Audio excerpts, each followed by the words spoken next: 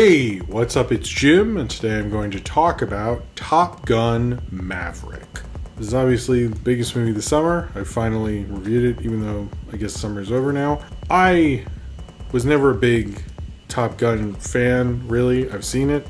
I'm fine with it. I actually did a double feature of the original Top Gun and then this new one at home, so I could remember it, because this, I didn't really remember much about the original, and I just thought I'll probably never have a reason to rewatch the first one ever again. So yeah, the first one I could have made a review of that, but it's not even a movie. It's just a bunch of stuff happens and super pro military and not 100% my thing, but I think the second one improves a lot of what didn't work about the first one, which is it feels like sort of nothing happens. There's no real antagonist.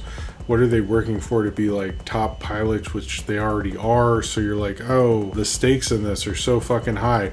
It's a little too chill, but not made in a kind of cool Coen Brothers artistic way. It's just made by Tony Scott, which is a weird choice for someone to do that. I don't really get why people like the first one so much. So if you really like Top Gun, maybe this is a review for you. But the second one, or Top Gun Maverick, takes all those issues and makes a much more competent movie, actually. There is a point to what they're doing. They're building towards this mission, which Maverick is training them for, a specific mission. You know that he doesn't want one of the kids to go, who's Rooster, who is Goose's, who is his co-pilot from the originals, played by Miles Teller. And there are obviously stakes to that, and also a father-son relationship, and you feel like they're building towards something. He's dealing with aging, and there's actually some context and meat to this. Part of this is because I think the kind of Tom Cruise industrial complex of making movies involving Christopher McQuarrie is so tight at this point. They just know how to make competent, well-made Hollywood movies. They're just good at it. I don't think he's the greatest. I mean, he's just very good at being a movie star and making good movie star movies at this point of his career. And this feels like the Mission Impossible kind of system of they know how to make a spy movie, they know how to get the MacGuffin to work, they understand why the MacGuffin's important, and this is we understand how to make a military movie.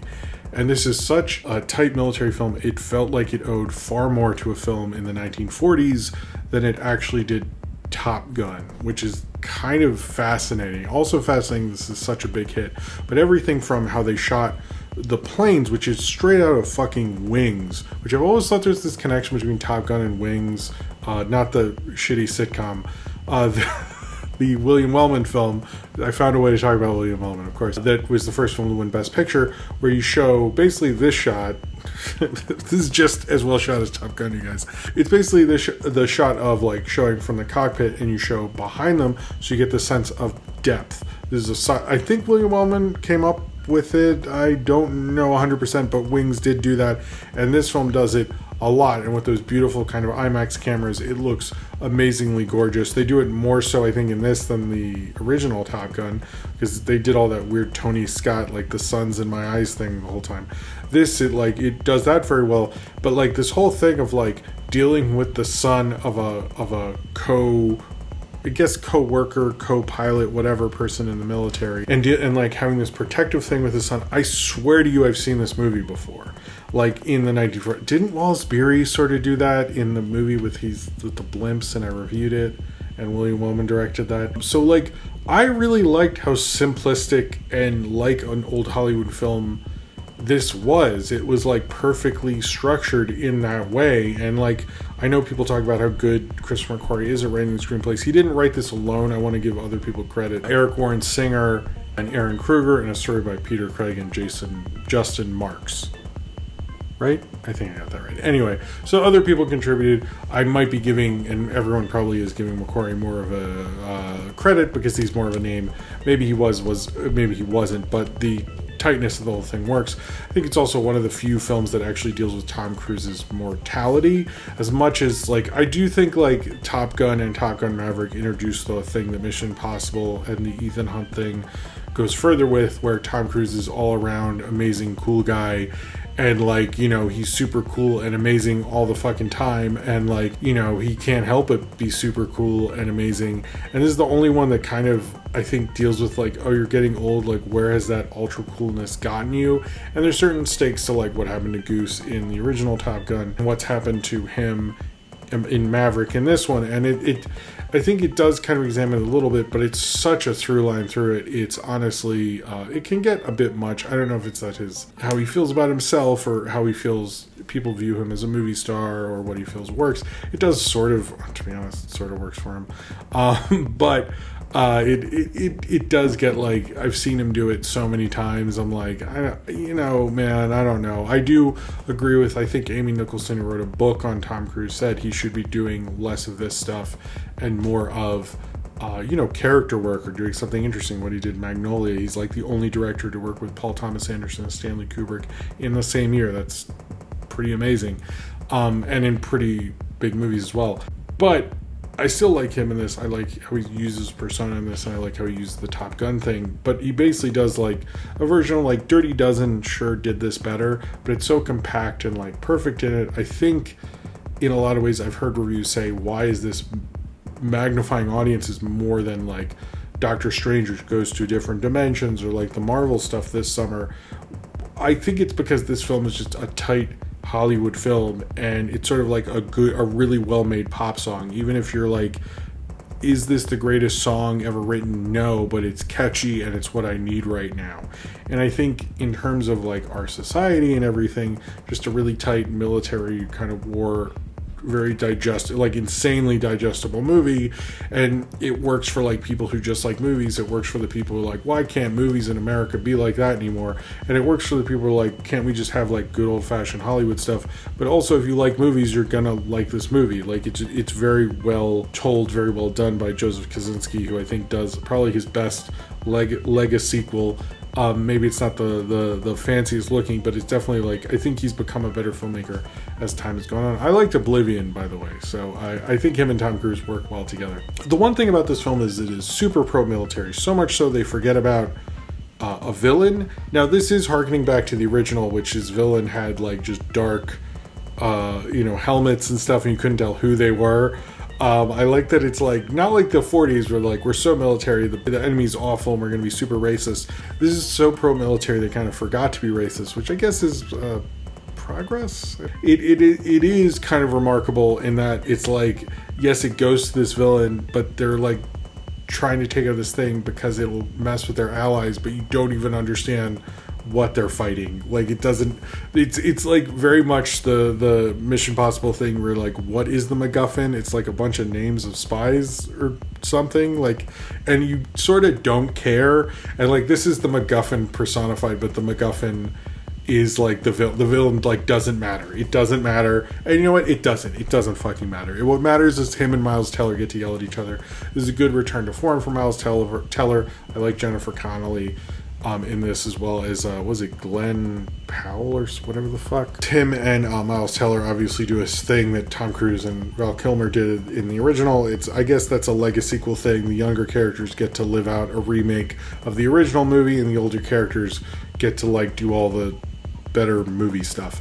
I did like how they found a way to get Val Kilmer in here. I thought that was great. They do honor both Don Simpson and Tony Scott in this film, which I thought was very respectful and I thought warranted.